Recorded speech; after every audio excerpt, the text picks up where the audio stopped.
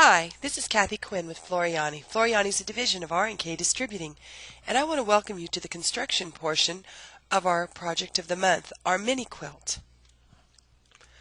To get started, what we need to do is we need to cut our Floriani's Heat and Stay Fusible Fleece and our Floriani No-Show Mesh Fusible. Now what I've done is we've created a 4.5 inch block. We are using a 5 by 7 inch hoop for this class. Now realizing that you are only limited by the size of your hoop. If you've got a large hoop that it can accommodate an 8 inch square, you can create these squares in much larger proportion to put together quilts, lap quilts, placemats, whatever you have on your mind. But for today's example, we're going to use a 5 by 7 frame. So you need to cut your batting and your stabilizer minimum an inch larger than your hoop. I like a little wiggle room, so I have cut mine 9 by 9 inches. Once we have cut that, we are going to go to our ironing board, and I want you to take your Floriani Heat and Stay Fusible Fleece Light and your Floriani No-Show Mesh Beige Fusible or white, it doesn't matter, and I want you to fuse the fusible sides together. So you're going to put fuse together and iron that so it becomes one piece. We're going to go ahead and hoop the batting with the stabilizer fused onto it, and we are going to hoop it with the No-Show Mesh facing up. Once we've completed that, we're going to put it on our machine, and you will start color number 1. Now for today's exercise, as we go through my slides, you're going to notice that I've used different colors of thread. I would highly recommend using the same spool of thread for everything. We built in stops, changes of color, just so that our machine would stop in between and allow us to work in the hoop. So as you can see, this is stitched out. I've got my center, 1, 2, 3, 4, 5. This is all stitched directly onto the stabilizer. There's no fabric involved at this point. So now we're going to come and pick up one of our 4 inch squares of solid fabric. Now we started out with 2 fabrics. We have a print and a solid. Out of the solid we cut 4 inch squares for the center of our blocks and 6 inch squares for the back of our blocks. We also cut out of the printed fabric 2.5 by 6 inch strips to use to go ahead and piece our quilt block together. So we're going to take one of our 4 inch squares, placing it right side up, pretty side looking at you, making sure to cover the placement lines in the section marked 1. Once we've done that, we will go ahead and push our button, and we will now stitch this in place. Once that square has been stitched down, I want you to trim around the edge of it to a scant 1/4 of an inch. Now we'll go to step 2. You'll see the space marked 2 on your stabilizer. You're going to take a piece of your print fabric that is 2.5 by 6, and you are going to lay it raw edges together, making sure to extend on each end over this space. So you can see I've pretty much centered this fabric, and it extends far beyond my placement lines on the hoop. And we're going to put raw edges together, making sure it's in section 2. Then we will push our button and we will create a seam line here. Once this is sewn down, we will go ahead and flip it back, and I want you to finger press it along that crease.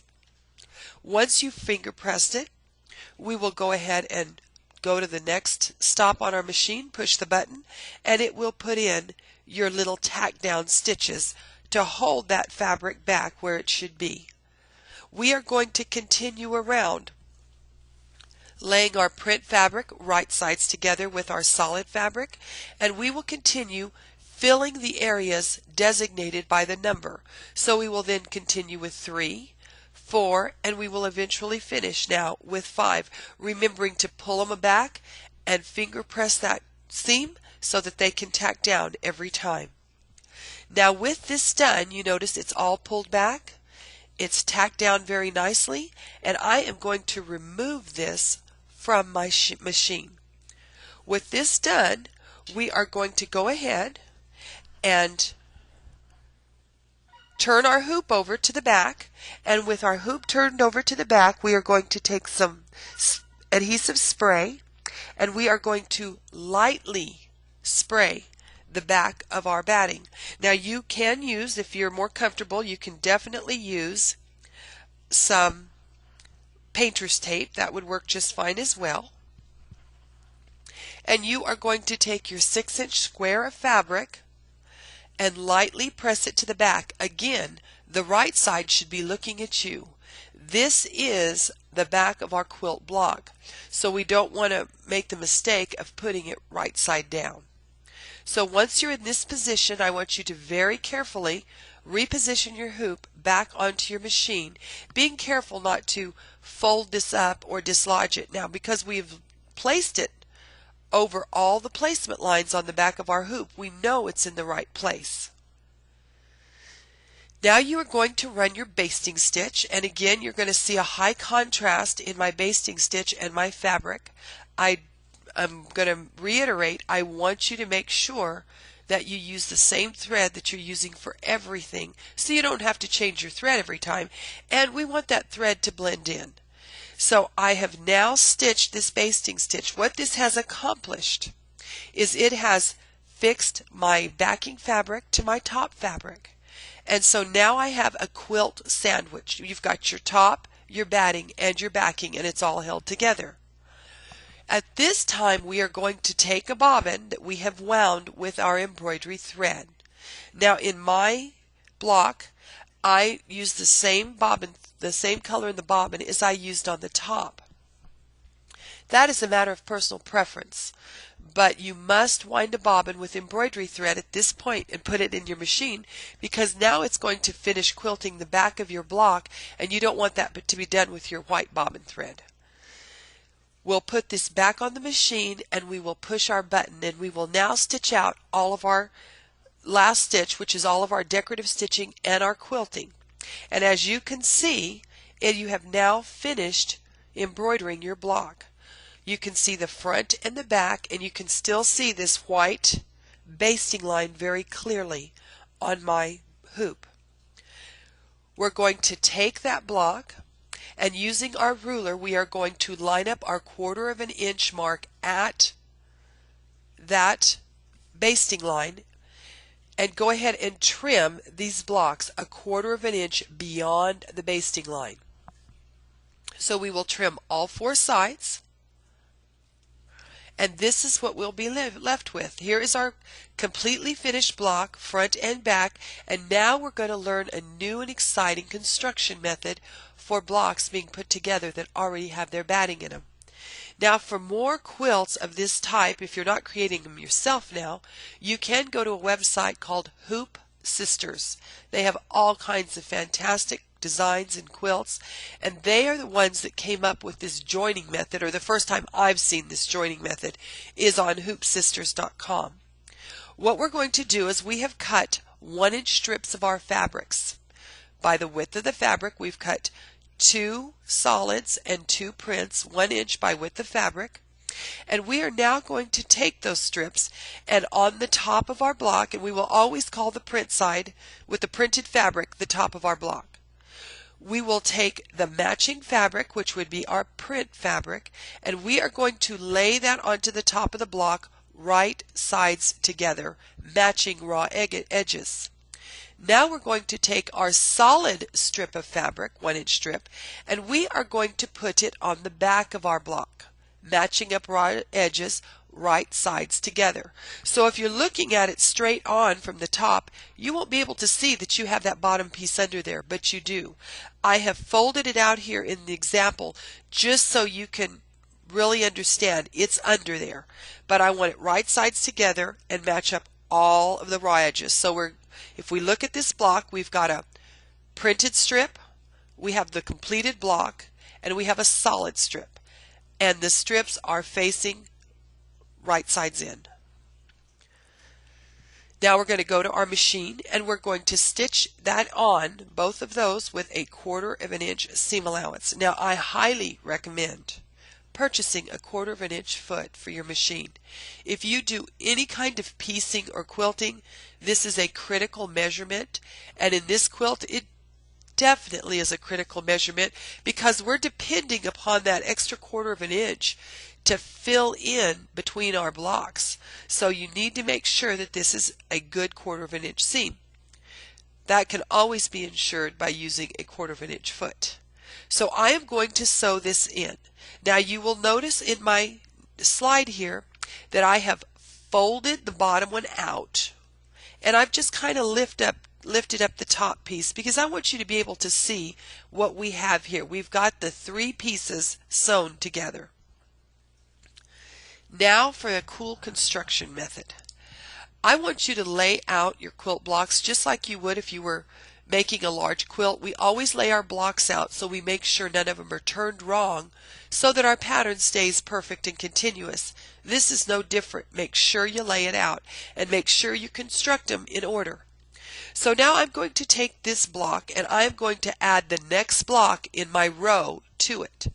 Now you notice I have my print fabric folded flat against my block. I haven't done anything with it. I have pulled my solid strip out from underneath this block. I am going to pick up my next block and I am going to match right sides together that solid strip of fabric with the back of the block only. We're going to leave this top piece folded out of the way. We're going to go to our machine and I want you to look at how I've got this layered. I have my new block, the block with no strips attached, on top.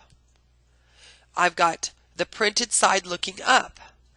I have the block I have already sewn strips on with the back up. And you notice I've matched that back 1-inch strip solid to the right side of the back of my second block. So you can see how it's kind of offset, and if you look you can see that printed fabric is still folded out of the way. We have not done anything with that yet. So we are only attaching these blocks to each other by the back piece. Once that is done, I want you to see how this now is sewn together. On this piece of binding is sewn to both blocks with 1/4 inch seam allowance. Now let's flip these blocks over to the front. Now you can see here how nicely this 1/4 inch, where we have trimmed it to a 1/4 inch past your basting line, how that butts up perfectly against each other in that seam allowance, thus giving the feel and the look of a continuous quilt top. With this top piece of fabric that we've done nothing with, your 1-inch strip, we are now going to lift it and turn under the edge. As you can see, I'm turning the edge under. The idea is we're going to fold this down, and that basting line, it will go right on top of it because that's my 1/4 inch seam. So this is going to fold under and down. But I am going to take either the Sew Line glue pen, which I'm very fond of, or your Roxanne's Glue Baste It, and I am going to put glue right along that seam allowance so I can actually glue this fabric down, making it much easier to sew with.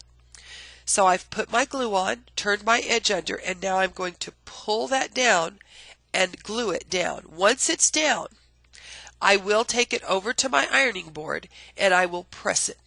What that will do is that will hold that crease and it kind of seals that glue. Now these glues are acid free, they're water soluble, they're not going to damage your fabric or leave anything in there. They'll wash right out, and they're only hold well enough to hold through the stitching process.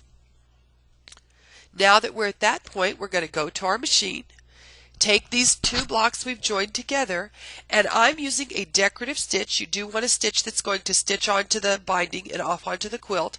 I chose a feather stitch in my example. Remembering you need the same thread in the top and the bobbin as you used to embroider. We are going to stitch down the side that we just glued. So I'm going to go ahead and run my foot right along the edge of that in the ditch, my needle, and I'm going to stitch onto the binding, off onto the quilt. And we're going to do that all the way up. I'm going to turn my quilt block around and I'm going to come down the other side. So we have now joined these two blocks together. Everything's done, and we got to do all of our quilting in the hoop. We are going to continue to add blocks to our row. Now for my sample, you have 8 blocks. You've got 2 rows of 4. In class, you will probably just stitch out 2 blocks and learn the method of joining, and then you can do the rest at home. But let's go ahead and see how we complete this.